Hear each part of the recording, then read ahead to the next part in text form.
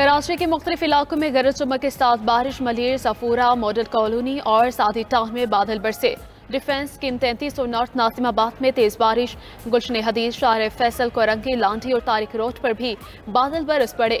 बादल खुलकर बरसने से नशीबी इलाके ज़ेर-ए-आब आ गए। बारिश के बाद शहर में 300 फीट स्ट्रिप कर गए। ठंडुजाम में मदरसे की छत गिरने से 2 तालिब इल्म जाँ बहक, 20 से ज़ायद जख्मी हो गए। उधर लाहौर समेत पंजाब भर में मानसून के पहले स्पेल से तबाही। मुख्तलिफ हादसात में 4 बच्चों समेत 7 अफराद जाँ बहक, मुतादिद जख्मी हो गए। महकमा मौसमियात के मुताबिक बारिशों का स्पेल 1 जुलाई तक जारी रहेगा।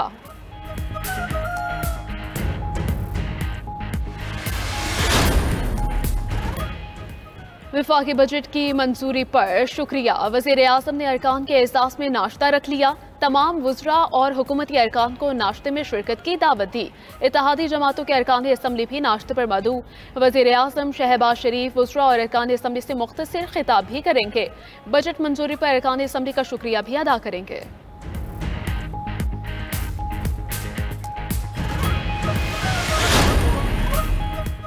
कौमी असम्बली ने विफाकी बजट कसरत राय से मंजूर कर लिया। कौमी असम्बली इजलास में फाइनेंस बिल 2025-26 की शेखवार मंजूरी ली गई।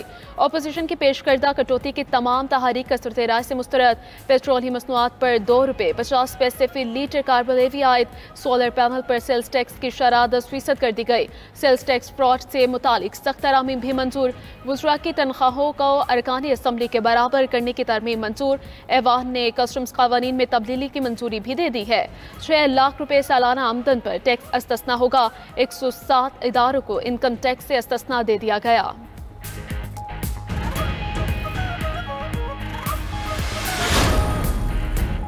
गजा जंग 2 हफ्ते में खत्म हो जाएगी। इस्राएली मीडिया का दावा। टाइम्स ऑफ इसराइल का कहना है कि इस्राएली वज़ीर आज़म नेतन्याहू और अमेरिकी सदर डोनाल्ड ट्रंप गजा जंग खत्म करने पर रजामंद हो गए। ट्रंप और नेतन्याहू ने फोन कॉल में गजा जंग बंदी पर इत्तफाक किया। मुत्तहिदा अरब अमारात और मिस्र समेत 4 अरब रियासतें हमास की जगह गजा पर मुश्तरका तौर पर हुकूमत करेंगी। हमास की क़यादत को जलावतन कर दिया जाएगा। तमाम कैदियों को रिहा कर दिया जाएगा। गजा के जो रिहायशी हिजरत करना चाहते हैं उन्हें दूसरे ममालिक भेजा जाएगा। वाशिंगटन मगरबी किनारे के कुछ हिस्सों में इस्राएली खुद मुख्तारी को तस्लीम करेगा।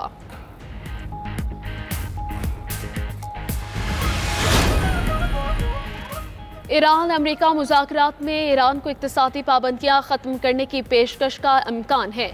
अमेरिकी मीडिया ने दावा करते हुए कहा कि ईरान को बैरूनी बैंकों में इसके $6 अरब इस्तेमाल की इजाज़त दी जा सकती है। मुज़ाकरात में अहम तरीन शर्त ईरान को यूरेनियम अफसूती की इजाज़त ना देना है। ईरानी सिविलियन न्यूक्लियर प्लांट के लिए अरबों के जरिए सरमायाकारी की पेशकश का फैसला किया गया।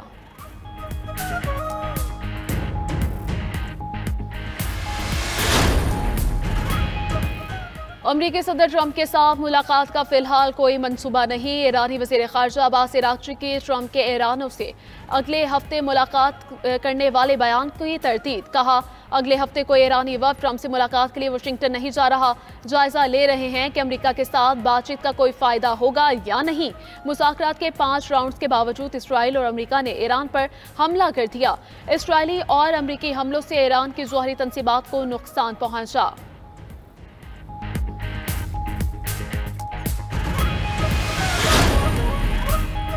मिस्री सदर अब्दुल फताह अल सीसी और बरतानवी वज़ीर आज़म के स्टारमर के दरमियान फ़ोन पर राबिता। ईरान और इसराइल के दरमियान जंगबंदी पर तबादला ख्याल। मिस्री सदर ने गजा में फौरी जंगबंदी और इंसानी इमदाद की फराहमी पर जोर दिया। बरतानवी वज़ीर आज़म ने 2 तरफ़ा ताल्लुकात को मज़ीद मज़बूत बनाने के अज़्म का इआदा किया।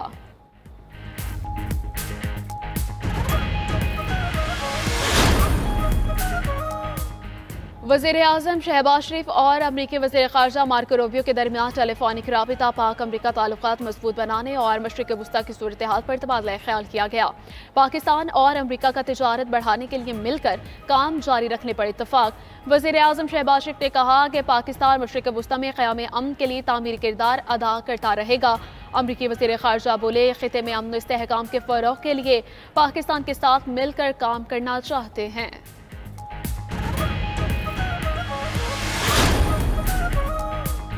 मुहर्रम हराम के पेश नज़र पंजाब भर में दफ़ा 144 नाफिज, सूबे भर में दफ़ा 144 यकम से 10 मुहर्रम तक नाफिज रहेगी। मंजूर शुदा जालूसों और मजालिस के अलावा कोई नई इख्तरा नहीं होगी। अवामी मकामात पर हर किस्म के हथियार और आतिशगीर मवाद की नुमाइश पर पाबंदी आयद। इश्तियाल अंगेज नारों पर मुकम्मल भी पाबंदी है। 9 और 10 मुहर्रम हराम को डबल सवारी पर भी पाबंदी होगी। वज़ीर आला पंजाब मरीम नवाज ने कहा कि मुहर्रम हराम में इख्तिलाफ और तफरका नहीं, तहम्मुल को अपनाए। पंजाब हुकूमत ने मुहर्रम हराम में अमन अमान की फ़ज़ा को यकीनी बनाने के लिए गैर मामूली इंतजाम किए हैं।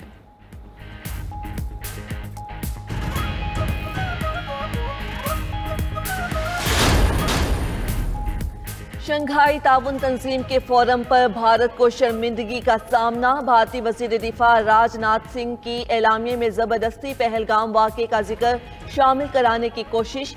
ज़राए के मुताबिक भारतीय वफ़द एलामिये में पाकिस्तान की मजम्मत के लिए मिन्नतें करता रहा।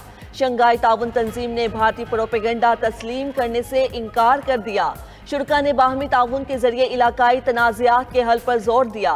SCO वज़राए दिफा इजलास के एलामिये में भारत को बलोचिस्तान में बदअमनी फैलाने का जिम्मेदार ठहराया गया। शंघाई ताउन तंजीम वज़राए दिफा ने जाफर एक्सप्रेस पर दहशतगर्द हमले की मजम्मत भी की। एलामिया सामने आया तो भारतीय वज़ीर दिफा सटपटा गए। कलम मेज पर रखकर कुछ देर सोचते रहे कि क्या करें, फिर एलामिये पर दस्तखत करने से ही इनकार कर दिया। भारतीय वज़ीर दिफा पहलगाम वाक़े को पाकिस्तान से जोड़ने की कोशिश कर रहे थे। SCO इजलास में भारत के अलावा तमाम ममालिक ने पाकिस्तानी मौक़िफ़ की हिमायत की। वज़ीर दिफा ख्वाजा आसिफ का कहना है कि मेरी तकरीर से पहले भारतीय वज़ीर दिफा तकरीर कर चुके थे। वो कश्मीर की सूरत हाल से तवज्जो हटाने की कोशिश करते रहे। मैंने अपनी तकरीर में समझौता एक्सप्रेस बलोचिस्तान में दहशतगर्दी का जिक्र किया। मेरी तकरीर के बाद भारतीय वज़ीर दिफा ने दोबारा तकरीर करने का मौका मांगा, लेकिन उसे मुस्तरद कर दिया गया।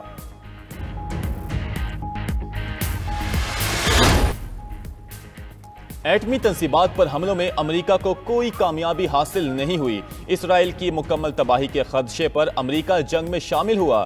ईरानी हमलों में सहयूनी रियासत पाश पाश हो गई। ईरानी supreme leader Ayatollah Ali Khamenei कहते हैं अमरीका सहयूनी हुकूमत को बचाने के लिए जंग में कूदा, लेकिन उसे कुछ हासिल ना हुआ। ईरान ने अमरीका के मुंह पर जोरदार थप्पड़ मारा है। ईरान ने खित्ते में मौजूद अमरीकी अड्डों में से एक अल उदैद एयरबेस पर हमला किया और उसे नुकसान पहुंचाया। ईरान खित्ते में मौजूद अहम अमरीकी अड्डों तक रसाई रखता है। ईरान जब भी जरूरी समझे तो कार्रवाई कर सकता है। जारहियत पर दुश्मन को भारी कीमत चुकाना पड़ेगी। सहयूनी रियासत के खिलाफ फतह पर कौम को मुबारकबाद देता हूँ। ईरान ने IAEA के साथ ताउन मुअत्तल करने का बिल मंजूर कर लिया। ईरानी गार्डियन काउंसिल के तर्जुमान की तस्दीक, कहा कि IAEA के साथ ताउन मुअत्तली का बिल गार्डियन शूरा ने मंजूर कर लिया है। बिल के तहत अक़वाम मुत्तहिदा के जोहरी निगरान इदारे बैनुल अक़वामी एटमी तवानाई एजेंसी के साथ ताउन मुअत्तल कर दिया जाएगा। ईरानी हुकाम ने इल्ज़ाम लगाया है कि IAEA ने अमरीका और इसराइल को हमलों का जवाब फराहम किया। इसके बाद ईरानी रहनुमाओं की जानिब से एजेंसी के खिलाफ सख्त बयानात सामने आए हैं। ब्रसल्स में यूरोपीय यूनियन के रहनुमाओं के इजलास में अमरीका की जानिब से मुजव्वज़ा नए तिजारती माहिदे पर तबादला ख्याल। यूरोपीय कमीशन की सदर अर्सुला वान डेर ने अमरीकी तजावीज़ का खाका पेश किया, ताहम तफसीलात शेयर नहीं की गईं। एक यूरोपीय सिफारतकार ने कहा वक्त कम है, 9 जुलाई को टैरिफ में नरमी की मुद्दत खत्म हो रही है। फ्रांस ने सख्त मौक़िफ़ का मुतालबा किया। इटली की वज़ीर आज़म ने कहा नरम रवैया अपनाया जाए। जर्मन चांसलर फ्रेडरिश मर्स का कहना है कि यूरोपीय यूनियन को तेज़ और आसान माहिदे पर जोर देना चाहिए। खबर एजेंसी के मुताबिक यूरोपीय क़यादत अब ये फैसला कर रही है कि फौरी माहिदा किया जाए या बेहतर शराइत के लिए मज़ीद इंतज़ार किया जाए।